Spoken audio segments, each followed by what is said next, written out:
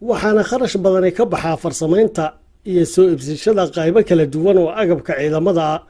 kuwaasoo ku shaqaynaya oo ay ku rakiban tahay tiknoolajiyadii ugu dambeysay sida maraakiibta dagaalka ee caadiga kuwa badda hoosteeda quusa qaybaha kala duwan ee diyaaradaha ciidamada gantaalaha ridada dheer ee qaadi kara madaxyada nukliyeerka iyo gawaarida gaashaaman markabka INS Victor Meade ayaa waxa uu ka mid yahay gaadiidka ciidamada ee qaaliga ah kaasoo lagu iibiyey 2 bilyan iyo dheeraad doolarka Mareykanka waxaana shirkadii Ruushka ahayd ee samaysay ka iibsadeen wadanka Hindiya xilliga oo loo bixiyay magacan Vikramaditya oo ah magacii boqor hore uga talin jiray Hindiya waana markabka ciidan ay ku shaqeeya 12 dabdhaliye oo kala duwan waxaana uu qaadi karaa ilaa 2,000 oo askari guudkiisana waxa uu ku xambaari karaa ilaa 30 diyaaradaha baalasha leh iyo kuwa helikobtarta isugu jira kuwaasoo ay soo raacaan gaadiid kale oo noocyada ciidamadu adeegsada diyaaradda dagaalada istiraatiijiga ee B-2 oo ay ciidamada cirka ee Mareykanku ku qalabaysan yihiin ayaa qiimaheedu gaadhay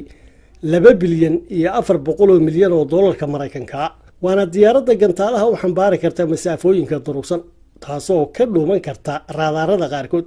qolofta sare ee ku daboolanna ay difaac uga tahay shucaac kaga yimaada weerar dhanka nukliyeerka oo lagu soo qaado iyada 16 gantaal ee ay diyaaraddaasi sidato oo ah nooca lagu rakibi karo madaxyada nukliyeerkuna waxa ay qayb ka yihiin gantaalaha ridada dheer waana diyaaradda ay ku rakiban tahay qaybaha kala duwan ee tiknoolajiyadda ciidamadu markabka diyaaradaha xambaare ee militariga Shiinaha ee Faryaga ayaa isla waxa uu ka mid yahay saanada ciidamada ee qaaliga ah kaasoo lagu qiimeeyay 2 bilyan iyo 400 milyan oo doolarka Mareykanka waxaana uu ka mid ahaa saanadii farsamaynteeda gacanta lagu hayay markii uu burburay dalkii Midowgii Sofiyeeti goor dambana waxa isagoo qabyo ah qiimo jaban laga siiyay dawladda Shiinaha oo horumarin xad-dhaaf ah ku sii samaysay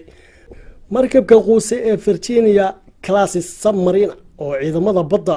ee dalka Mareykanku ku gaashaaman yihiin ayaa qiimihiisa lagu sheegay 2 bilyan iyo bar doolarka Mareykanka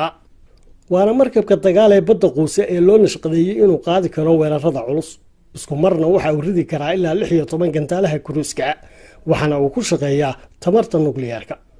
markabka kale ee dagaal ee USS America ayaa qiimihiisu noqonaya 3 bilyan iyo 400 milyan oo doolarka Mareykanka ah kaasoo ka mid ah maraakiibta weerarada qaada ee ay adeegsadaan ciidamada badda ee dalka Mareykanku waxaana loo haystaa inuu ka mid yahay maraakiibta farsamo ahaan ugu wanaagsan ee ciidankaasi haystaan isagoo sidoo kalena xambaari kara sodomeeyo diyaaradaha dagaalka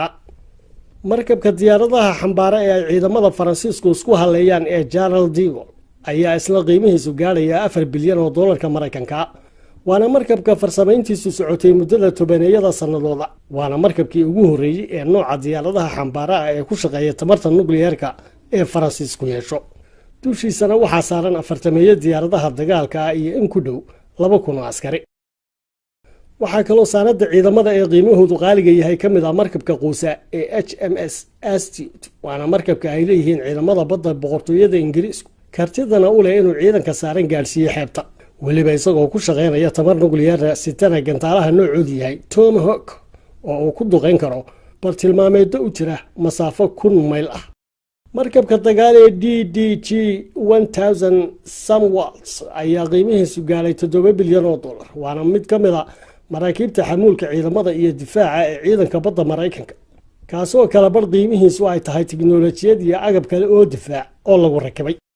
9 bilyan iyo 300 milyan oo doolar waxaa lagu qiimeeyay markabka dagaal ee boqortooyada Ingiriiska ee HMS Queen Elizabeth waana markabka ciidan ee ugu weyn ee Ingiriisku leeyihiin kaasoo qaadi kara ilaa 1,600 oo askari waana markabka ay suuragalka u tahay inuu safar xiriir ku jiro masaafo 10 mayl iyadoo aan shidaal dheeraad ah lagu shubin markabka kale ee diyaaradaha u xambaara militariga Mareykanka ee USS Gerald Ford ayaa isna qiimihiisa lagu sheegay 13 bilyan oo doolarka Mareykanka waana markabka ugu qaalisan gaadiidka ciidamada caalamku haystaan kaasoo ahamiyadda uu dheer yahay maraakiibta kale ay tahay ilaa walbana waxaa dushiisa ka kici kara in ku dhow 300 oo duulimaado diyaaradeeda dushiisana waxaa saaran ilaa 5,000 oo askari oo isugu jira ciidamada badda iyo kuwa mariiniska si kastoo uu u badan yahay qiimaha saanada ciidan aynu soo sheegnay iyo hub kaloo badanayba haddana xilligan oo caalamkii ay ku soo kordheen qaacidooyin dagaal oo cusub oo badankoodu qarsoodi yihiin ayaa waxaa isbedel ku imanaya tayadii ay hubka qaaliga ah lahaan jiray iyadoo dagaalada ururinta macluumaadka iyo burcadda internetka ee cyberaniska oo ay soo raacaan weerarada qarsoodiga ee dhanka biologigu ay ka waxyeello iyo saameyn bateen hubka soo jireenka ah ee dhaqaalaha badan lagu bixiyo farsamayntiisa. hubka oo ah mid lagula dagaalami karo oo keliya ciidamo cadowga oo la og yahay tiradooda, hubka ay haystaan iyo fadhiisamadooda lagu bartilmaameedsan karo. laakiin duulaan dhanka cyberaniska oo la qaadaa waxa uu suuro gelinayaa in la ururiyo macluumaadka xasaasiga ah ee cadowga sida xidhiidhada isgaadhsiineed ee dhexdooda ah iyo awaamiirtooda ciidan